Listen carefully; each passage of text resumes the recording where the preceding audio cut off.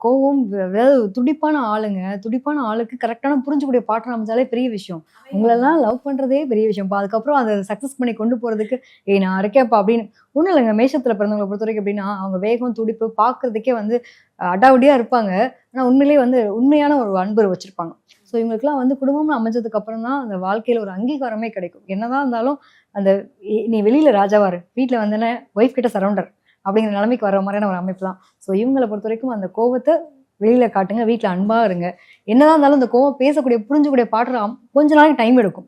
Marriage பண்ணவங்களும் சரி, love பண்ணிட்டு இருக்கவங்களுக்கும் கொஞ்சம் டைம் எடுக்கும். ஒருத்தருக்கு ஒருத்தர் புரிதல் வர்றதுக்கு. ஸோ அந்த அவசரப்பட்டு உடனே முடிவுகள் எடுக்காதீங்க.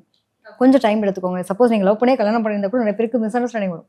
ஒரு 6 மாசத்துக்கு கொஞ்சம் அட்ஜஸ்ட் பண்ணி போங்க அப்படிங்கிறது தான். ஏன்னா 5ஆம் இடத்துல கேது புரிதல் இல்லாத நிலையை கொடுக்கும். கல்யாணத்துக்கு முன்னாடி வரைக்கும் நல்லா இருந்தாங்க. பார்த்து இவன் தான் வேணும் அட்டன் பண்ணி கல்யாணம் பண்ணி இந்த 1 வருஷமா நாங்க படாத பாடு படுறோம். நிறைய பேருக்கு சொல்லுவாங்க. காரணம் என்னன்னா 5ஆம் இடத்துல கேது புரிதலே இல்லாம இருக்கும்.